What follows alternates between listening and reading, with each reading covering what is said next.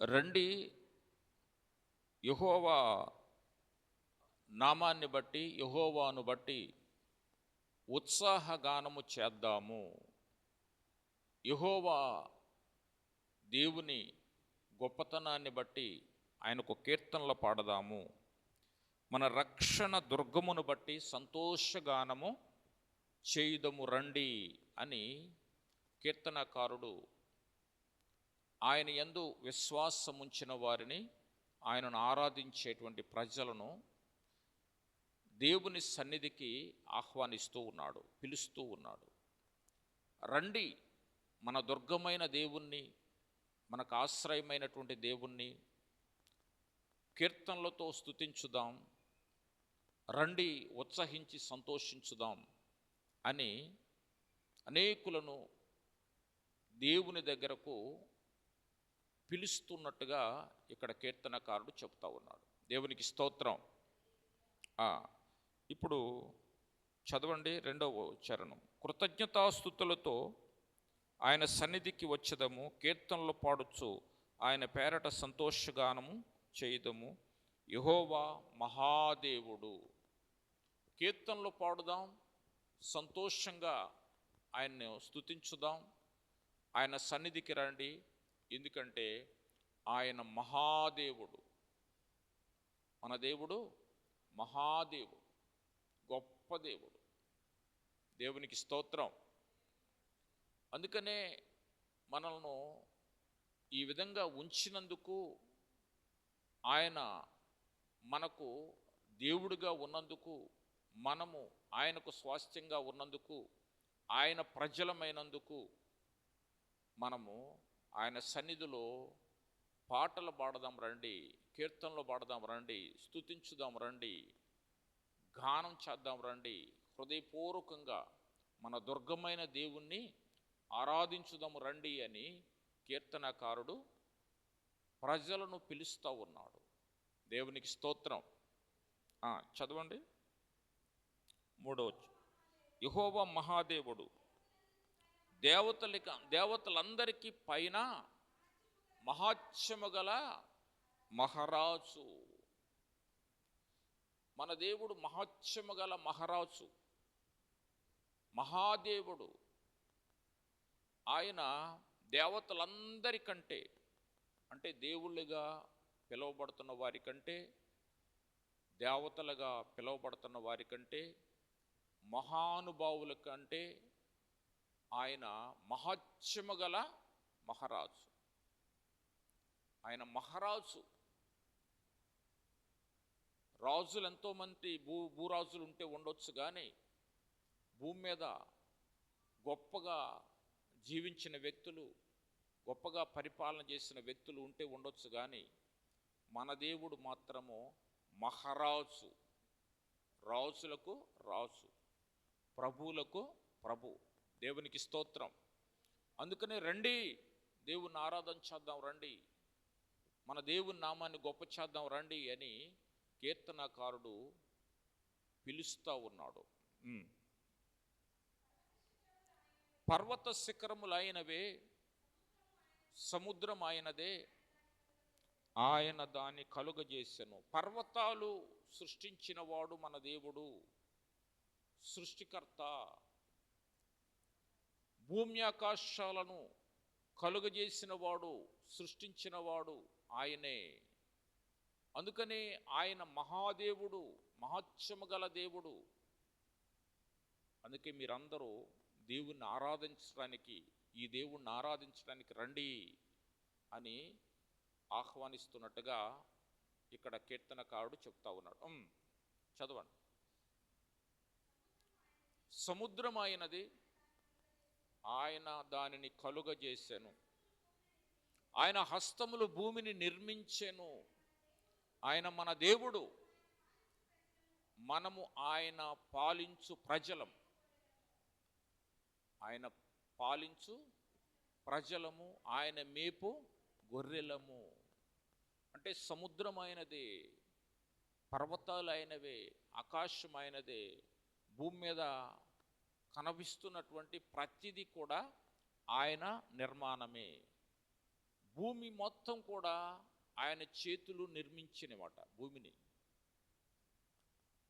అంటే దేవుడే ఈ సృష్టికి ఆధారము, సృష్టికర్త.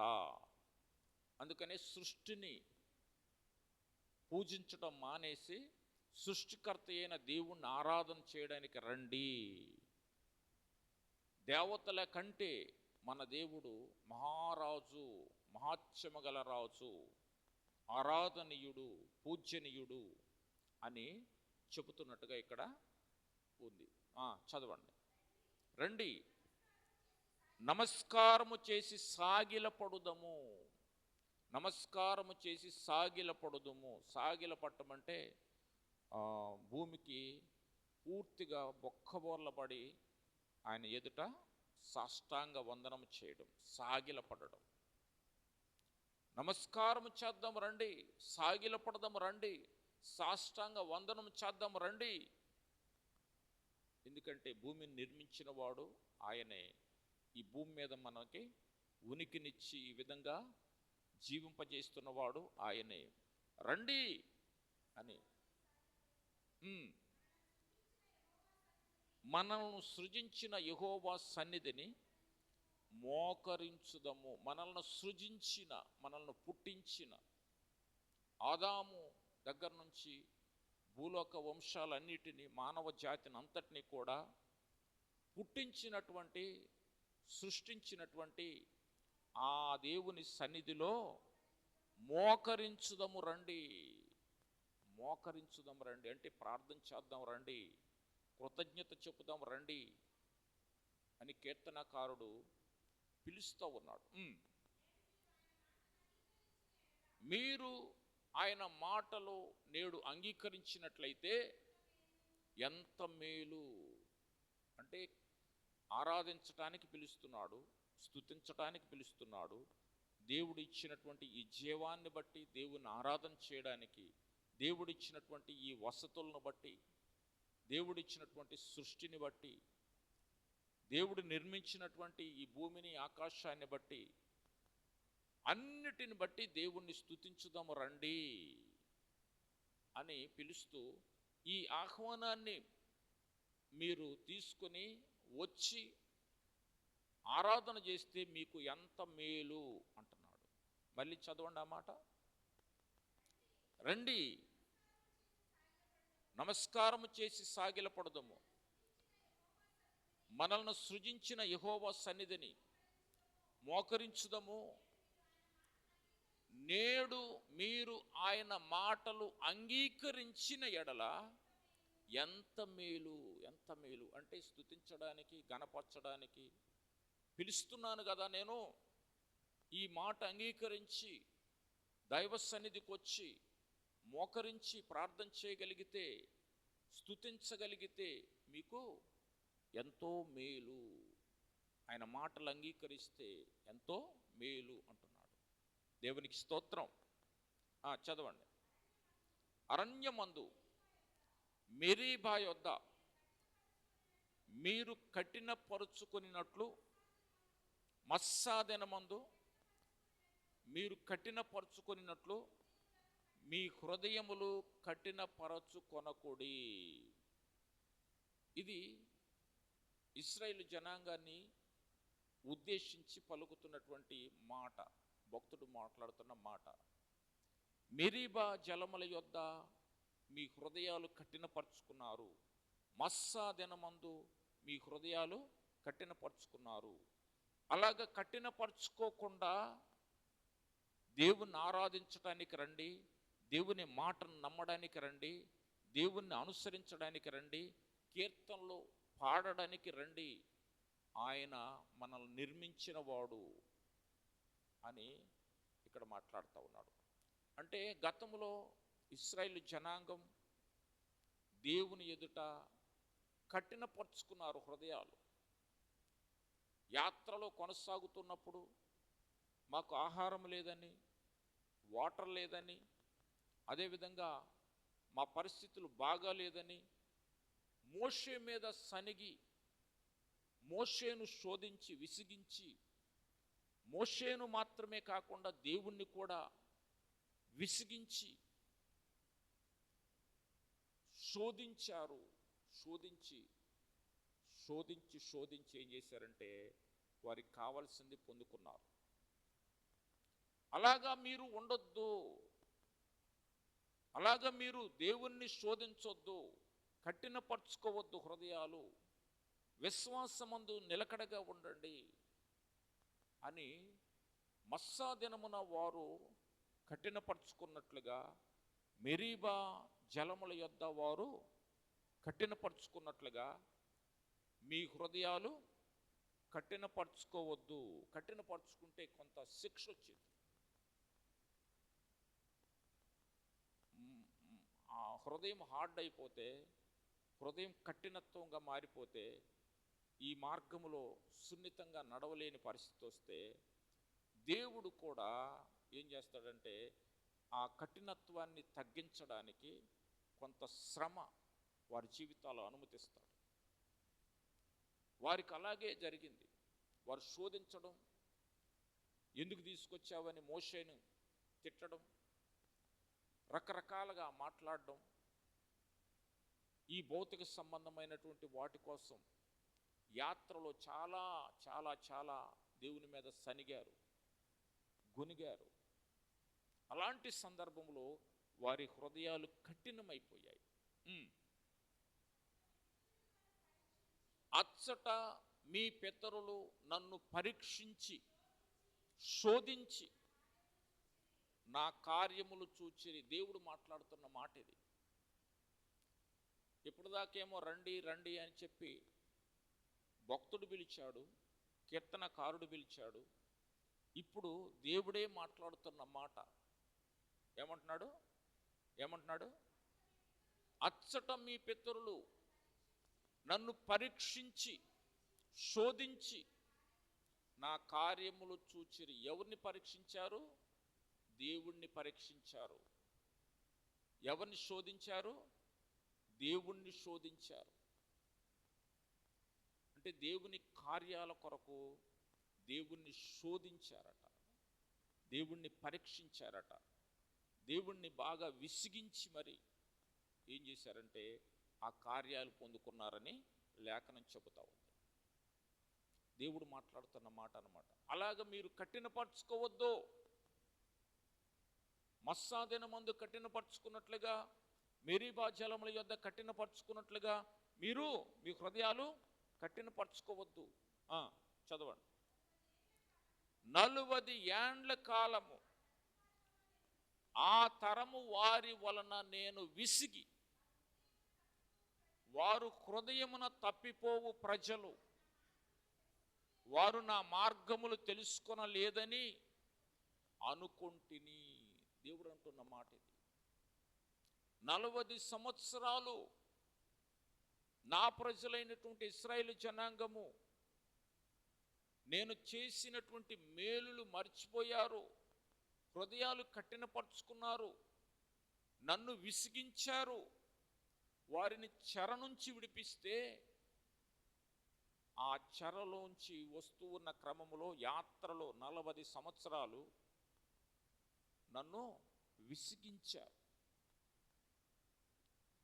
ఎంతగా విసిగించారంటే ఈ దేవుడు మోషేతో మాట్లాడలేదు, ఈ దేవుడు చెప్పినందున నువ్వు బయటికి తీసుకురాలేదు, నువ్వే నీకంతటా నువ్వే తీసుకొచ్చావు, కాబట్టి మేము వెనక్కి తిరిగి వెళ్ళిపోతాం అన్నంతగా దేవుణ్ణి విసిగించారు. మోషేను కూడా విసిగించారు. అదే మాట దేవుడు ఇక్కడ అంటున్నాడు. ఎన్ని సంవత్సరాలు? 40 సంవత్సరాలు. ఒక్క రోజు కాదు, 2 రోజులు కాదు, 1 సంవత్సరం కాదు, 2 సంవత్సరాలు కాదు, 40 సంవత్సరాలు దేవుడు వారిని భరించాడు. గద్దరెక్కల మీద మోసుకుని వెళ్తున్నట్టుగా దేవుడు వారిని మోసుకుని వెళ్తా ఉంటే వీరేమో విసుగుదల చెందుతున్నారు. ఈ యాత్ర ఏంది, ఈ అడవులేంది, ఈ అరణ్యాలేంది, ఈ వాటర్ లేకపోవడం ఏంటి, ఈ బలహీనతలేంటి, శత్రువు వెనక తరమడం ఏమిటి, ఇదంతా ఎందుకు మాకు? ఐగుప్తులోనే ఉంటే అక్కడే ఉండిపోయేవాళ్ళం కదా అనుకునేవాళ్ళు వారు ఆ దినాల్లో. అందుకనే నేటి దినాల్లో క్రైస్తవ సమాజంలో కూడా మారు మనస్సు పొందిన తర్వాత, పశ్చాత్తాపడ్డ తర్వాత, దేవుని సంఘములో చేర్చబడ్డ తర్వాత ఎలాగా యాత్ర కొనసాగుతుందంటే విసుగుదలతో కొంతమంది యాత్ర చేస్తూ ఉన్నారు, కొంతమంది అసహనముతో యాత్ర కొనసాగిస్తున్నారు, కొంతమంది దేవుడు మమ్మల్ని చూడలేదు అనుకుంటున్నారు. కఠినపరుచుకొని ఈ క్రైస్తవ యాత్రను చేస్తున్నటువంటి దేవుని ప్రజలకు చెప్తున్నటువంటి మాట ఏంటంటే, అలా కఠినపరుచుకుంటే నీకు చాలా నష్టం. ఇశ్రాయేలు జనాంగం ఆనాడు కఠినపరుచుకున్నారు, వాళ్ళకి చాలా నష్టం జరిగింది. కనుక క్రీస్తును అనుసరిస్తున్న వారందరూ కూడా దేవుణ్ణి విసిగించకూడదు. క్రీస్తు ప్రభు వాక్యానుసారంగా బ్రతకాలి, ఆయన నియమావళి ప్రకారంగా జీవించాలి, ఆయన చెప్పినట్టుగా యాత్ర కొనసాగింప చేయాలి. అప్పుడు మాత్రమే దేవుడి నుంచి రావలసినటువంటి మేలు నీకు వచ్చింది, నువ్వు సమ్మతించితే. ఇందాక ఒక మాట చదివాం, ఏమని చదివాం? మీరు అంగీకరించిన ఎడల, ఆ మాట చదవండి. నేడు మీరు ఆయన మాట అంగీకరించిన ఎడల అది ఎంత మేలు. కనుక దేవుని సంఘములో చెప్పబడుతున్నటువంటి మాటలు, దైవ వాక్యం చెప్తున్నటువంటి మాటలు, క్రీస్తు ప్రభువారి బోధన అంగీకరించిన తర్వాత ఆ బోధనానుసారంగా జీవించితే ఎంతో మేలు అని లేఖనం చెప్తాం. దేవునికి స్తోత్రం. చదవండి. కావున నేను కోపించి వీరెన్నడూను నా విశ్రాంతిలో ప్రవేశింపకూడదని ప్రమాణము చేసి తిని. ఎవరు ప్రమాణం చేసింది? ఎవరు? దేవుడు ప్రమాణం చేశాడు. అక్కడ ప్రారంభించినప్పుడేమో మోషే నాయకత్వంలో అవతలకి తీసుకెళ్తాను, కనానులోనికి తీసుకెళ్తాను, పరమ కనాను, పరిశుద్ధమైన కనాను, అక్కడ చాలా శ్రేష్టమైనటువంటి సమృద్ధి ఉంది, పచ్చదనం ఉంది, పాలు తేనెలు ప్రవహించేటువంటి దేశంగా ఆ దేశం ఉంది. ఈ చెర నుంచి, ఈ కష్టం నుంచి, ఈ ఫరో బానిసత్వం నుంచి మిమ్మల్ని విడిపించి అక్కడికి తీసుకెళ్తాను, అది చాలా శ్రేష్టమైన దేశం అని దేవుడు వారి యాత్రను ప్రారంభించి ఇప్పుడేమంటున్నాడు? వీరెన్నడూ నా విశ్రాంతిలో ప్రవేశింపకూడదని ప్రమాణము చేశారు. ఎవరు ఈ ప్రమాణం చేసేటట్టుగా చేశారు? ఎవరు? ఇశ్రాయేలు జనాంగం. ముందుగానేమో ఇదిగో ఆ దేశాన్ని కనానుకు నడిపిస్తున్నాను అని చెప్పి మోషే నాయకత్వంలో నడిపించినటువంటి దేవుడు 40 సంవత్సరాల తర్వాత వీరిని కనానులో ప్రవేశపెట్టను, ఎందుకంటే వీరు నన్ను బాగా విసిగించారు, నా మాట చొప్పున జీవించలేదు, నా మాట చొప్పున యాత్ర కొనసాగింప చేయలేదు, అందుకనే అందులో ప్రవేశపెట్టను అని ప్రమాణం చేశాడట. ప్రమాణం. నిజంగానే అక్కడి నుంచి పాదం పైకెత్తిన వారెవరూ కూడా కనానులో ప్రవేశించలేదు. ఆఖరికి మోషేతో సహా ఒక ఇద్దరు మాత్రం, కాలేబు, యెహోషువ మాత్రం ఆ కనానులో ప్రవేశించడానికి అవకాశం ఇచ్చాడు దేవుడు. దేవునికి స్తోత్రం. మరి ఇంతమంది జనాలు మధ్యలోనే రాలిపోయారు. ఆ మధ్యలో వారికి పుట్టినటువంటి మధ్యలో ఆ యవనస్తులు, బిడ్డలు అందరూ ఆ పరమ కనాను చేరుకున్నట్టుగా మనం చూస్తున్నాం. దేవునికి స్తోత్రం.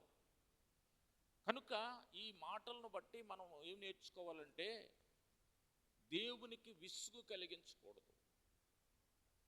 దైవ జనాంగమా, దేవుని బిడ్డలారా, దేవుని సేవకులకు కూడా విసుగు కలిగించకూడదు. మోషేకు విసుగు కలిగించారు, దేవునికి విసుగెత్తిపోయింది. ఎవరిని బట్టి? యాత్రికులను బట్టి.